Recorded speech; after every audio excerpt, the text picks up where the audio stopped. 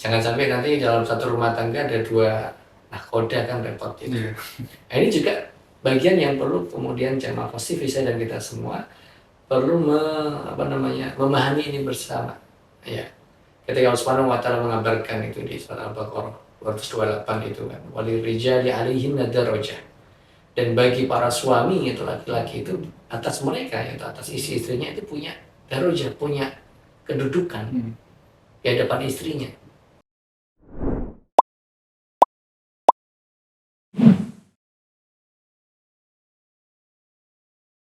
Ini yang kemudian perlu para istri ini memahami bahwa suaminya itu adalah pemimpinnya. Tapi kan penting pemimpin juga punya ilmu, ya gitu. Jadi ketika terjadi perbedaan dalam hal fikih misalnya, dan fikih ini kan nanti perlu legowo ya, apalagi kemudian dalam tafsir misalnya gitu ya. Yang itu tidak pada ranah akidah ya. Kalau akidah kan sudah membahayakan itu perbedaannya, kalau tadi yang kita sebutkan contoh di awal tadi. Ketika kemudian semuanya memahami posisi masing-masing, artinya suami sebagai pemimpin rumah tangga, dia punya kewajiban dan hak, kemudian istri sebagai sekretaris pribadi ya, dan sekaligus ya yang akan memberikan masukan kepada pemimpinnya gitu kan. Itu juga saling memahami hak dan kewajiban sebagai istri gitu. Sehingga misalnya nanti ada diskusi, ada perbedaan pendapat yang itu berhubungan dengan masalah syar'i, itu bisa suami mencari rujukan, istri juga bisa mencari rujukan, tapi kemudian dimusyawarahkan bersama. Dan istri harus kemudian memposisikan bahwa dia akan mendengar suaminya. Ketika suaminya nanti berpendapat salah, istri boleh memberikan masukan. Tapi keputusan final kan bersama itu. Ya, ini jadi apalagi sekarang dalam kondisi kekinian dan kita di hidup masa ini kan informasi ilmu itu begitu banyak ya untuk kemudian dicari, digali. Ya. Dan seandainya akan lebih gampang ya, memang suami ini harus berilmu dulu kan. Ya, ilmu. Jadi karena tadi suami mengatakan udah kita ikut yang ini, istri ikut aja. Itu akan lebih enak.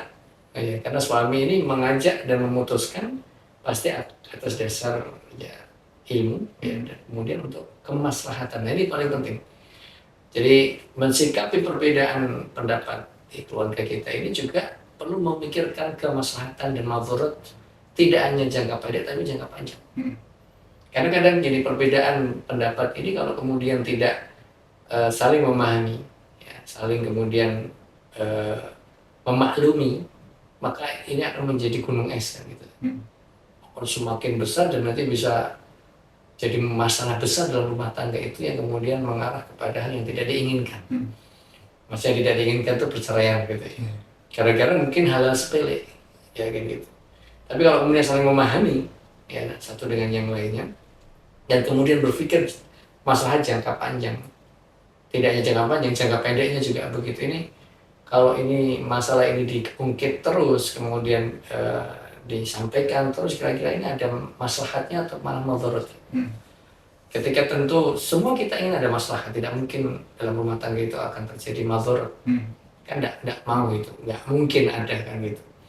Hal yang diinginkan, semua ingin berpikir pada kemaslahatan rumah tangga. Ya, sehingga apapun yang ada, jadi ketika terjadi perbedaan itu yang kemudian kita harus memilih, maka sang pemimpin ini, ya, kepala rumah tangga ini kemudian harus memutuskan untuk kemaslahatan, ya, bukan memutuskan untuk kemadharatan. Yang ini penting kemaslahatan tidak hanya di dunia tapi juga kemaslahatan pada kehidupan akhirat. Jadi kalau nanti kita itu, dan hampir semua kita kan berharap rumah tangga kita ini berlabuh di surga, tidak berhenti di dunia saja. Karena nanti ketika kita di hadapan Allah kemudian kita dimintai pertanggungjawaban oleh Allah Subhanahu wa taala, kenapa kamu memutuskan sebagai kepala rumah tangga kamu ikut pendapat A misalnya, kenapa kamu melakukan ini dan itu, maka jawabannya jelas, ya Allah kami mengikuti ini dan itu kan ada dalil. Karena kemudian kami mengikuti ini pendapat yang kuat dalam keyakinan kami, kan gitu kan. Biasanya kalau kita menjumpai yang namanya perbedaan itu biasanya identik dengan konflik biasanya ya. Lalu sebenarnya bagaimana sih kita mengambil sisi positif dari suatu perbedaan pendapat itu, Ustaz? Ya, perbedaan pendapat yang kita sampaikan di awal tadi itu kan sebagai, bisa jadi bagian dari ujian tadi. Jadi sisi positif kenapa terjadi pernak-pernik dalam kehidupan rumah tangga itu untuk saling menguatkan satu dengan yang lain. Ya kan ini juga ujian keimanan loh maksudnya. Jadi orang membangun rumah tangga itu tetap kita tidak bisa melepaskan yang namanya keimanan. Keimanan tuh masih ada utuh di situ, insya Allah. Ya artinya apa?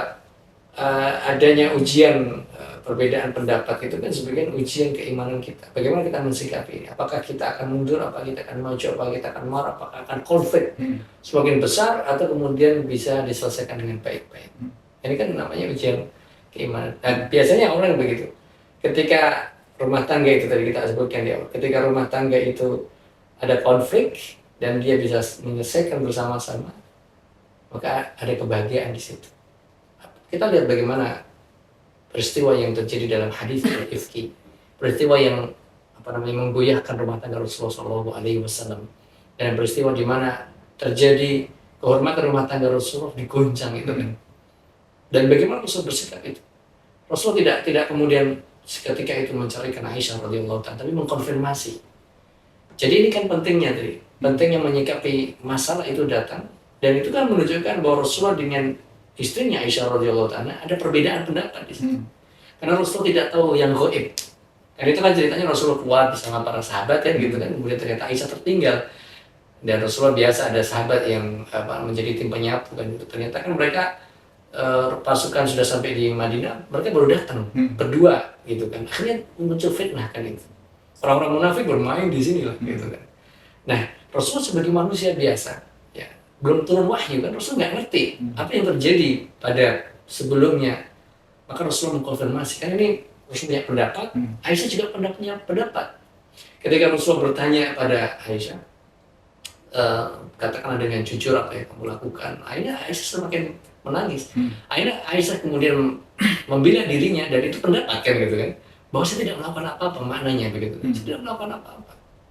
Dan Rasulullah SAW belum bisa memutuskan, karena apa? Karena fitnah di tengah kehidupan kaum muslimin pada waktu itu kan begitu gencarnya kan gitu. Akhirnya kemudian baru turunnya wahyu, ya, di mana orang-orang yang terlibat di situ adalah orang-orang yang ingin ada kehancuran dan menginginkan keterpurukan dalam diri kaum muslimin. Nah, ini kan contoh bahwa perbedaan pendapat pada pribadi Rasulullah dengan Aisyah itu terjadi, dan bagaimana Rasulullah bersikap, dua-duanya punya pendapat kan gitu kan. Dan luar biasanya begitu datang kabar gembira dari Allah Subhanahu wa taala, kemudian mereka bisa selesai, dan setelah itu kan ada kabar apapun yang miring itu sudah nggak digubris. Ini contoh yang tadi. Jadi kalau pentingnya perbedaan pendapat itu di situ saling menguatkan, akan semakin cinta, ya, akan semakin kuat, akan semakin ya I love you, ya kan gitu kan. Ya kan, ini uhibbuka fillah. Kenapa? Ternyata kita ini solid gitu loh. Karena kita ini masih punya visi dan misi yang sama. Memang dari situ ada ujian itu tadi. Yang kemudian ya kadang kita perlu juga menyadarkan pada diri kita, jamaah Fast-TV yang dari Subhanahu wa taala. Kadang perbedaan pendapat itu muncul dari mana sih? Yang kemudian kita ini bisa jadi muncul dari pihak ketiga. Bisa jadi. Ini yang perlu kebanyakan malah dari pihak ketiga. Ya, ini perlu kemudian kita sikapi bersama. Gitu. Contoh bahwa Hafsah binti Umar Ibnu Khattab radhiyallahu taala pernah kemudian mengatakan, ya, seandainya bahasa yang tepat mengatakan kepada Sofia binti Huyai bahwa Sofia itu adalah anak Yahudi. Kita tahu bahwa Sofia itu dipersunting oleh Rasulullah SAW setelah perang Khaybar. Ya kan? Begitu, dan ini kan dalam syarah hadis ini kenapa Hafsah mengatakan seperti itu kan sebetulnya ungkapan kecemburuan Hafsah kepada Sofia binti Huyai radhiyallahu taala anhumah kan gitu kan. Setelah itu Rasulullah pulang ke rumahnya dan mendapati Sofia menangis. Kemudian Rasulullah bertanya, kenapa kamu menangis? Ya, dia kan bentuk komunikasi ya seorang suami pada istrinya. Ya, dan bagaimana Rasulullah ingin menggali pendapat istrinya, kenapa kok menangis? Jangan-jangan ada yang salah dari suaminya. Ternyata kan kemudian Sofia mengatakan bahwa tadi Hafsah mengatakan begini, bahwasanya saya adalah anak Yahudi. Lalu kemudian di sini Rasulullah lihat bagaimana Rasulullah memberikan solusi. Diberikan solusinya pada dua-duanya, pada Sofia juga pada Hafsah. Ya. Rasulullah mengatakan dalam makna hadis itu ya, bahwa engkau ini kan anak engkau ini adalah putri ya, yang mana dari seorang nabi, maksudnya dari Nabi Yakub, ya kan. Kemudian paman engkau juga seorang nabi, maksudnya dari Nabi Musa alaihissalam dan Nabi Harun. Dan engkau sekarang di bawahnya seorang nabi, artinya engkau menjadi istri seorang nabi. Keutamaan apa yang engkau dapatkan itu? Tapi di sini yang perlu garis dibawahi bahwa Rasulullah SAW mengatakan itu pada Sofia, karena Sofia sudah masuk Islam. Ini perlu penting ya. Jadi jangan sampai nanti Rasul memuji wanita Yahudi. Tidak. Bahwa Sofia sudah masuk Islam, sudah bersyahadat, dia menjadi seorang Muslim, dan kemudian Rasulullah mengingatkan kembali bahwa beliau adalah wanita yang mulia. Dan ini adalah keistimewaan Sofia. Karena beliau dari keturunan Yahudi betul, ya, tapi beliau kan menjadi luar biasa menjadi istrinya Rasulullah SAW. Dan kalau membaca biografi Sofia luar biasa, karena dia mendapatkan mimpi untuk kemudian mendapatkan hidayah Islam. Kemudian Rasul mengatakan kepada Hafsah, solusi perbedaan pendapat ini kan. Kemudian Rasulullah mengatakan kepada Hafsah, ittaqillah ya Hafsah, bertakwalah engkau kepada Allah, nih Hafsah. Jadi Rasul juga mengingatkan Hafsah untuk tidak mengatakan itu. Ini kan tadi saya sampaikan tadi, bisa jadi kenapa ada perbedaan pendapat dan konflik itu bisa jadi, tapi tidak perlu harus sampai pada konflik. Ini bisa jadi karena ada informasi dari pihak ketiga kan gitu. Ini harus diselesaikan. Dan Rasulullah hebatnya di situ, Rasulullah SAW mengingatkan juga pada yang membawa berita itu.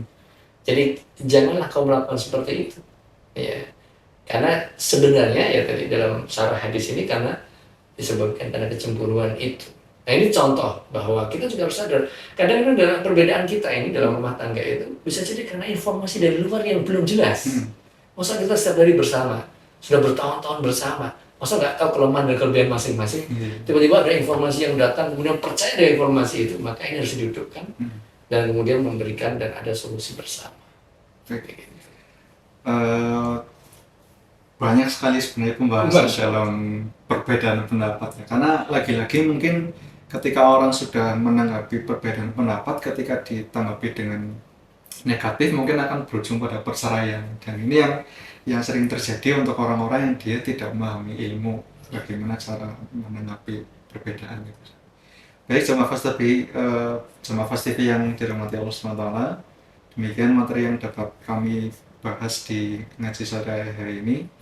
Insya Allah pada hari berikutnya kita akan membahas materi-materi yang lebih menarik dan yang masih berhubungan dengan rumah tangga nih Ustaz. Karena insya Allah nanti kita akan membahas, mengupas tuntas kehidupan dalam rumah tangga. Dan mudah-mudahan kita senantiasa diberikan kesehatan dan kesempatan untuk terus belajar. Amin. Sekian, saya Siap Bijaksono, pamit undur diri. Wassalamualaikum warahmatullahi wabarakatuh.